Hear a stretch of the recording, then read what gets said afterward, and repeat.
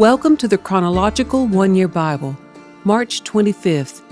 Today's reading is Joshua chapter 10, verse 1 through chapter 12, verse 6.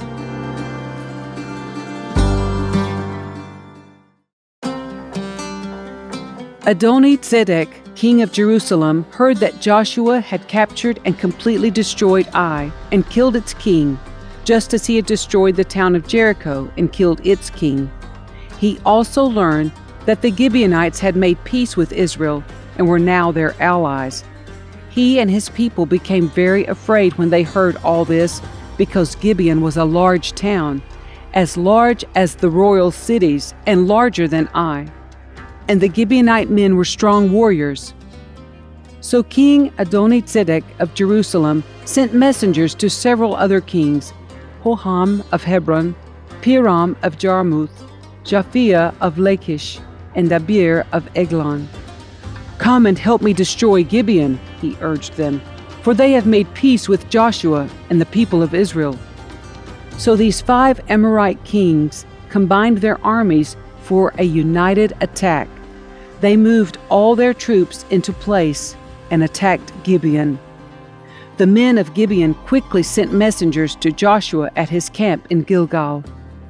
"Don't abandon your servants now," they pleaded. "Come at once. Save us. Help us. For all the Amorite kings who live in the hill country have joined forces to attack us." So Joshua and his entire army, including his best warriors, left Gilgal and set out for Gibeon. "Do not be afraid of them," the Lord said to Joshua, "for I have given you victory over them. Not a single one of them will be able to stand up to you." Joshua traveled all night from Gilgal and took the Amorite armies by surprise. The Lord threw them into a panic, and the Israelites slaughtered great numbers of them at Gibeon. Then the Israelites chased the enemy along the road to Beth-horon, killing them all along the way to Azekah and Makkedah. As the Amorites retreated down the road from Beth-horon, the Lord destroyed them with a terrible hailstorm from heaven that continued until they reached Azekah. The hail killed more of the enemy than the Israelites killed with the sword. On the day the Lord gave the Israelites victory over the Amorites, Joshua prayed to the Lord in front of all the people of Israel. He said, "Let the sun stand still over Gibeon and the moon over the valley of Ajalon." So the sun stood still and the moon stayed in place until the nation of Israel had defeated its enemies. Is this event not recorded in the book of Jashar? The sun stayed in the middle of the sky, and it did not set as on a normal day. There has never been a day like this one before or since, when the Lord answered such a prayer. Surely the Lord fought for Israel that day. Then Joshua and the Israelite army returned to their camp at Gilgal. During the battle, the 5 kings escaped and hid in a cave at Makkedah. When Joshua heard that they had been found, he issued this command: "Cover the opening of the cave with large rocks and place guards at the entrance to keep the kings inside. The rest of you continue chasing the enemy and cut them down from the rear. Don't give them a chance to get back to their towns, for the Lord your God has given you victory over them." So Joshua and the Israelite army continued the slaughter and completely crushed the enemy. They totally wiped out the 5 armies except for a tiny remnant that managed to reach their fortified towns. Then the Israelites returned safely to Joshua in the camp at Makkedah. After that, no one dared to speak even a word against Israel. Then Joshua said, "Remove the rocks covering the opening of the cave, and bring the 5 kings to me." So they brought the 5 kings out of the cave, the kings of Jerusalem, Hebron, Jarmuth, Lachish, and Eglon. When they brought them out, Joshua told the commanders of his army, "Come and put your feet on the kings' necks." And they did as they were told. "Don't ever be afraid or discouraged," Joshua told his men. "Be strong and courageous, for the Lord is going to do this to all of your enemies." Then Joshua killed each of the 5 kings and impaled them on 5 sharpened poles, where they hung until evening. As the sun was going down, Joshua gave instructions for the bodies of the kings to be taken down from the poles and thrown into the cave where they had been hiding. Then they covered the opening of the cave with a pile of large rocks, which remains to this very day. That same day, Joshua captured and destroyed the town of Makkedah. He killed everyone in it, including the king, leaving no survivors. He destroyed them all, and he killed the king of Makkedah as he had killed the king of Jericho. Then Joshua and all the Israelites went to Libnah and attacked it. There too the Lord gave them the town and its king. He killed everyone in it, leaving no survivors. Then Joshua killed the king of Libnah as he had killed the king of Jericho. From Libnah, Joshua and the Israelites went to Lachish and attacked it. Here again the Lord gave them Lachish. Joshua took it on the second day and killed everyone in it, just as he had done at Libnah.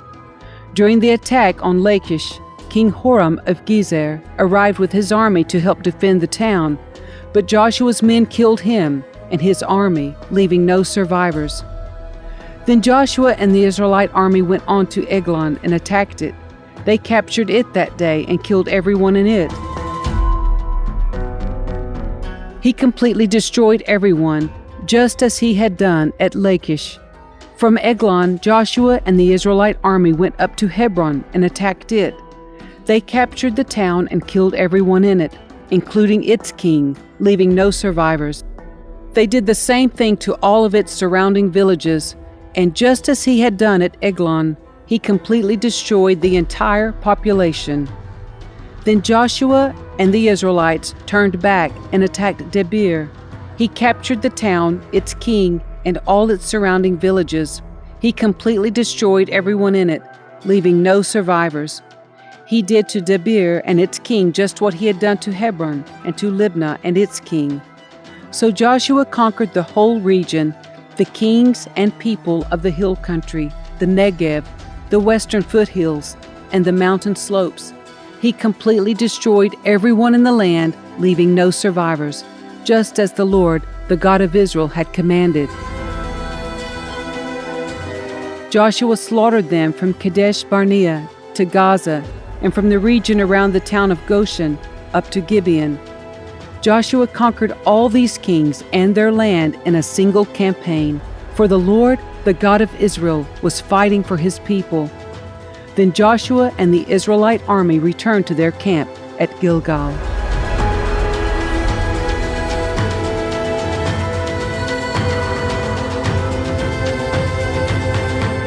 When King Jabin of Hazor heard what had happened, he sent messages to the following kings: King Jobab of Madon, the king of Shimron, the king of Exaph, all the kings of the northern hill country, the kings in the Jordan Valley south of Galilee, the kings in the Galilean foothills, the kings of Nephoth Dor on the west, the kings of Canaan both east and west, the kings of the Amorites, the Hittites, the Perizzites, the Jebusites in the hill country, and the Hivites in the towns on the slopes of Mount Hermon in the land of Mitzpah.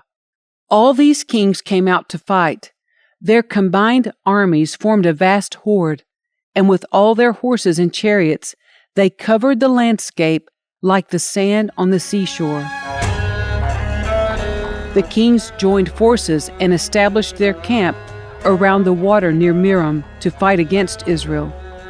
Then the Lord said to Joshua, "Do not be afraid of them. By this time tomorrow I will hand all of them over to Israel as dead men. Then you must cripple their horses and burn their chariots." So Joshua and all his fighting men traveled to the water near Merom and attacked suddenly. And the Lord gave them victory over their enemies. The Israelites chased them as far as Greater Sidon and Mizrephoth-Maim, and eastward into the valley of Mitzpah, until not one enemy warrior was left alive. Then Joshua crippled the horses and burned all the chariots, as the Lord had instructed. Joshua then turned back and captured Hazor and killed its king. Hazor had at one time been the capital of all these kingdoms. The Israelites completely destroyed every living thing in the city, leaving no survivors. Not a single person was spared. And then Joshua burned the city. Joshua slaughtered all the other kings and their people, completely destroying them, just as Moses, the servant of the Lord, had commanded. But the Israelites did not burn any of the towns built on mounds except Hazor, which Joshua burned. And the Israelites took all the plunder and livestock of the ravaged towns for themselves, but they killed all the people, leaving no survivors. As the Lord had commanded his servant Moses, so Moses commanded Joshua, and Joshua did as he was told, carefully obeying all the commands that the Lord had given to Moses. So Joshua conquered the entire region, the hill country, the entire Negev, the whole area around the town of Goshen, the western foothills, the Jordan Valley, the mountains of Israel, and the Galilean foothills. The Israelite territory now extended all the way from Mount Halak, which leads up to Seir in the south, as far north as Baal Gad at the foot of Mount Hermon in the valley of Lebanon. Joshua killed all the kings of those territories, waging war for a long time to accomplish this. No one in this region made peace with the Israelites except the Hivites of Gibeon. All the others were defeated, for the Lord hardened their hearts and caused them to fight the Israelites. So they were completely destroyed without mercy, as the Lord had commanded Moses. During this period, Joshua destroyed all the descendants of Anak who lived in the hill country of Hebron, Debir, Anab, and the entire hill country of Judah and Israel. He killed them all and completely destroyed their towns. None of the descendants of Anak were left in all the land of Israel, though some still remained in Gaza, Gath, and Ashdod. So Joshua took control of the entire land, just as the Lord had instructed Moses. He gave it to the people of Israel as their special possession, dividing the land among the tribes. So the land finally had rest from war. These are the kings east of the Jordan River who had been killed by the Israelites and whose land was taken. Their territory extended from the Arnon Gorge to Mount Hermon and included all the land east of the Jordan Valley. King Sihon of the Amorites, who lived in Heshbon, was defeated. His kingdom included Aroer on the edge of the Arnon Gorge and extended from the middle of the Arnon Gorge to the Jabbok River, which serves as a border for the Ammonites. This territory included the southern half of the territory of Gilead. Sihon also controlled the Jordan Valley and regions to the east, from as far north as the Sea of Galilee to as far south as the Dead Sea, including the road to Beth Jeshimoth and southward to the slopes of Pisgah. King Og of Bashan, the last of the Rephaites, lived at Ashtaroth and Edrei. He ruled a territory stretching from Mount Hermon to Selecah in the north and to all of Bashan in the east, and westward to the borders of the kingdom of Geshur and Maacah. This territory included the northern half of Gilead, as far as the boundary of King Sihon of Heshbon. Moses, the servant of the Lord, and the Israelites had destroyed the people of King Sihon and King Og, and Moses gave their land as possession to the tribes of Reuben, Gad, and the half-tribe of Manasseh.